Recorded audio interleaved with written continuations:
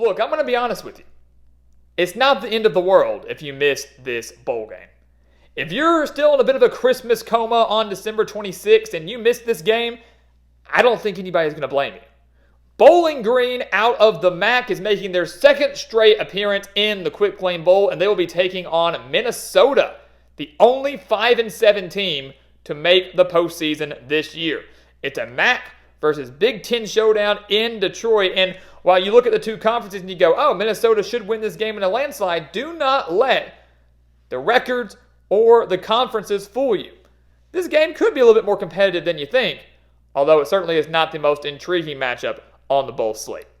So welcome back to the Gridiron Expert, guys. We're so glad you could join us today. Ready to break down Bowling Green in Minnesota. It might not be the best game in the world, but dang it, we're still going to predict it. As always, please continue to like, comment, subscribe, share our videos, and check out everything down in the description below, including our expert picks, that holiday special there for you guys, giving you the spread picks for every single college football bowl game and every single NFL playoff game. Do not miss out, guys. It's one of the lowest prices in the country. Picks that are hitting over 60% this year. We've hit over 62% in our holiday special over the last 5 years, each of the last 5 years. So do not miss out on that. Go win big with us today. Again, the link for that down in the description below over on the gridironexpert.com. So you take a look at this game, guys. Bowling Green was in this exact same bowl game last year when they took on New Mexico State and fell just short. Minnesota finding a way to get in despite finishing the year at 5-7. This game also a little bit intriguing because of what happened a few years ago. Bowling Green coming into Minnesota and beating the Golden Gophers 14-10 in 2021. And for the record, the Falcons, that was not just the only Power 5 win they have, right? Earlier this year, they did beat Georgia Tech 38-27, a Georgia Tech team that is in the Gasparilla Bowl. So this is a dangerous team out of the MAC. And we'll start with their offense. You know, Bowling Green, their offense isn't great, but it's been good enough this year to finish the year at 7-5 overall. It's pretty dang good. 327.8 yards per game, that's all they're averaging, and they're only averaging 185 passing yards per game, led by the Missouri transfer quarterback and Carnaby St, who's thrown for over 1,700 yards and 11 touchdowns. Falcons are averaging over 140 rushing yards per game, but they are depleted in their running back core. Terrion Stewart has not played since early in November. He's the leading rusher, and their number 2 running back, Teron Keith, will not be playing, as well as their number 2 wide receiver, which is also Teron Keith. He's been a dual threat back, not just with handoffs, but also in the passing game. This is still a team, though, that could rely on their top wide receiver and Harold Fannin Jr. over 570 yards and 6 touchdowns. Bazelak is an accurate quarterback. He's not the best quarterback in the world, but he's accurate. He takes good care of the football. Again, this is not the flashy offense by any means, but they're efficient and they're able to get the job done. And that's really all you're going to need facing up against a mediocre, I guess by record standpoint, a below average Minnesota team. Because you take a look at Minnesota, guys, their offense, it's been hard to watch. It was hard to watch back on that season opener against Nebraska, and it's been hard to watch ever since, right? This is an offense that ranks 125th overall in the country, averaging just 302 yards per game, 153 passing yards per game, 149 rushing yards per game. And now their quarterback, their starting quarterback, Ethan Kaliak-Manis, is in the transfer portal. Not going to play in this game. It means they're going to rely on Cole Kramer as quarterback, who has 14 career pass attempts and just 1 attempt this season. So this is a Minnesota team that in the passing game wasn't even good with Ethan Kaliak-Manis. Don't really expect it to be good now with Cole Kramer. This is going to be a team that has to rely heavily on the run game, kind of similar to Bowling Green maybe in a way. This is a team that, again, like Bowling Green, is a little bit depleted in the running game. Darius Taylor, we don't know, could be back from an injury, maybe not. They're going to need him if they want to win this game. Darius Taylor kind of up in the air at running back for Minnesota, but they do have Jordan Newman. Both Taylor and Newman have over 500 rushing yards on the year. But overall, guys, Minnesota is struggling to move and to score. They're averaging just 20.2 points per game. They convert less than 35% of their third down conversions.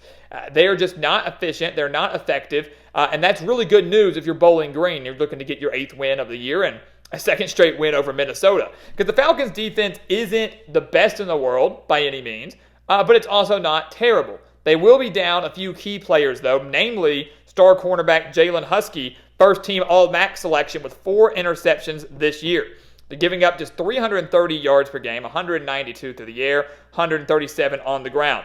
One thing I've really been impressed with the Bowling Green, though, watching them in MAC play, especially if you watch some of that midweek action, they've got a pretty dominant defensive line, right? 33 sacks on the year. They have 27 takeaways this year. That's really, really encouraging. So they've been strong up front. They found ways to force turnovers, which has given a lot of opportunities for their offense. And that really should be encouraging if you're a Bowling Green fan, knowing, hey, we've seen what our defense can do all year long. We saw what we could do against a solid Power 5 team in Georgia Tech as well. Now we're getting to go up against a very, very bad offense, a very inexperienced quarterback. If we can just get a couple takeaways here, we believe that Connor Bazelak and his offense can get us in the end zone, especially if we have very good field position to start these drives. So 27 turnovers is unbelievable. This is a defense that doesn't allow many big plays. And again, if I am Bowling Green, I am feasting on the backup quarterback. I am pressuring, get them in a second, third and long situation, as many sacks and many tackles for a loss as possible. And if you pressure them, they're going to make mistakes.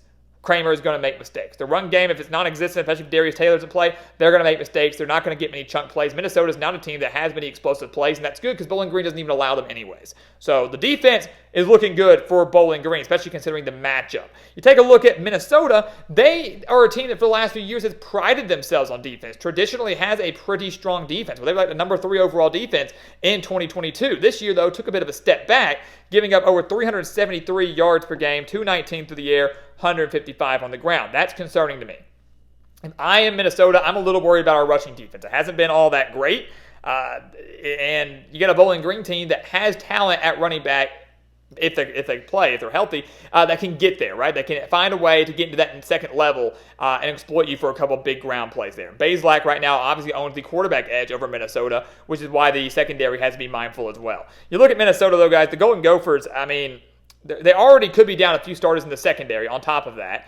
And this is a team that lately, over their last 4 games, last month of the year, has allowed over 455 yards per game. They have been atrocious in the month of November. They were atrocious to finish off the year. And if you look at how they've fared against most of their opponents, they've held just 4 teams to under 24 points on the year. That was Nebraska, Eastern Michigan, Iowa, and Michigan State.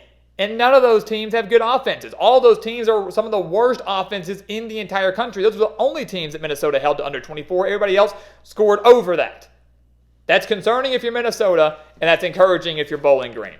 So what's going to happen, guys? The day after Christmas, the Quicklane Bowl in Detroit, Minnesota, and Bowling Green, a rematch from the 2021 upset. Again, not the sexiest matchup on the card, but football is football. So if you miss it, no big deal. But if you watch it, hey, no complaints, right?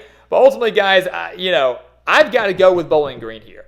I have to go with the Falcons here. I've got to take the MAC team over the Big Ten team. I know to me, Bowling Green has all the intangibles. They've got everything they need. They've got the quarterback advantage. They've got a defense that can match Minnesota. Minnesota's defense really hasn't been all that great over the last month anyway. They don't expect it to all of a sudden get 10 times better in the bowl game. Bowling Green going to be hyped, looking to redeem themselves from losing the Quicklane Bowl last year. Now an opportunity to not just get a bowl win in an 8-win season, their first possible 8-win season since 2015, but also an opportunity to knock off a Power 5 team. Everybody's hyped for this game. Minnesota, they're like, we're 5-7.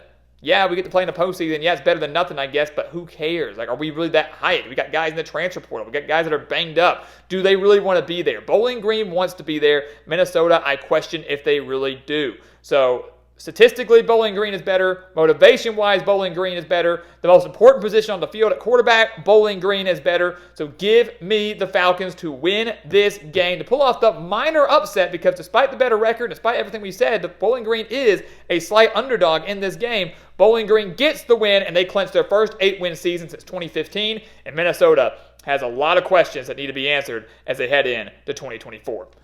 So guys, as always, thank you so much for watching us here at the Gridiron Expert on YouTube. Make sure to continue to like, comment, subscribe, share our videos, and of course, check out everything down in the description below, including the holiday special. Do not miss out on that. The spread picks for every single bowl game and every single NFL playoff game. It is never too late to sign up. One of the lowest prices in the country, some of the best picks in the country. Go check it out. Sign up again. The link down in the description below over on thegridironexpert.com. And once again, guys, as always, thank you so much for watching, and we'll see you next time right here on the Gridiron Expert.